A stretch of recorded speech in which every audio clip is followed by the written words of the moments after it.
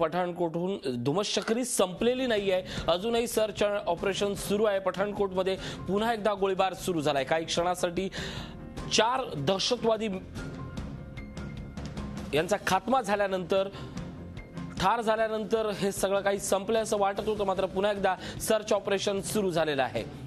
एकूण 6 दहशतवादी घुसल्याची शक्यता आहे, कारण कालच्या घटनेत जी कार अपहृत झाली होती त्या कारमध्ये 6 दहशतवादी होते आणि हेच दहशतवादी लष्करी गणवेशात या ठिकाणी आले असल्याची ही माहिती मिळत होती। अजूनही दहशतवादी लपले असल्याची भीती व्यक्त करण्यात येतोय।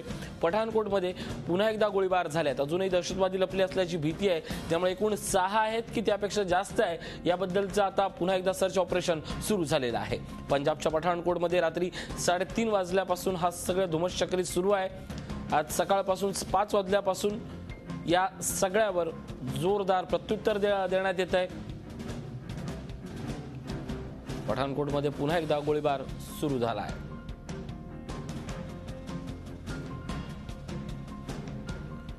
आज 4 दहशतवाद्यांना कंठस्नान घालण्यात अद्यापपर्यंत यश आलंय, मात्र दहशतवाद्यांनी पुन्हा एकदा गोळीबार सुरू केल्यामुळे अजूनही काही दहशतवादी लपले असल्याची शक्यता वर्तवण्यात येते। आतापर्यंत एकूण 4 दहशतवादी हे ठार झालेत। पठाणकोट एअरफोर्स स्टेशन हे अतिशय महत्त्वाचं मानलं जातं। खरं तर या स्टेशनवरचा कब्जा म्हणजे जम्मू काश्मीर आणि पंजाबच्या सुरक्षेला आव्हान असंही मानलं जातं।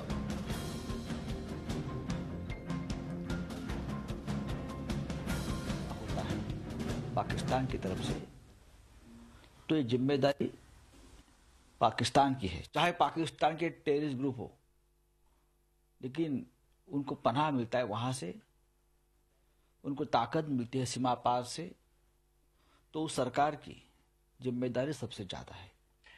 सर, आज पाकिस्तानच्या अतिरेक्यांनी पठाणकोटचे एअरबेसवर हल्ला केला आहे आणि अजूनही त्याच्यासोबत जे चकमक आहे ते सुरू आहेत।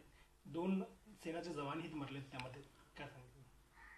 अत्यंत गंभीर, अत्यंत घृणास्पद, अत्यंत निंदनीय असा प्रकार आहे।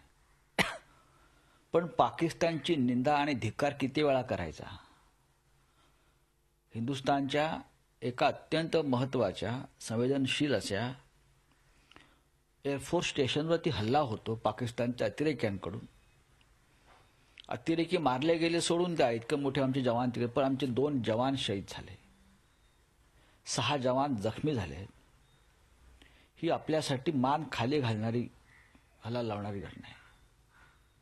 ज्याची भीती होती तेच घडलंय। एका बाजूला आमचं सरकार, प्रधानमंत्री पाकिस्तानबरोबर शांती वार्ता चर्चा करतायत आणि दुसऱ्या बाजूला पाकिस्तानकडून इथे टेररिझम, दहशतवाद पुरवला जातोय, पाठवला जातोय। शिवसेनेची भूमिका तर हीच आहे की एकाच वेळेला दहशतवाद आणि वार्ता चर्चा होणार नाही। आज काश्मीर अशांत आहे, काश्मीरात खुलेआम इसिसचे आणि पाकिस्तानचे झेंडे फडकू लागले आहेत। आता पंजाबवर टार्गेट केलं जात आहे।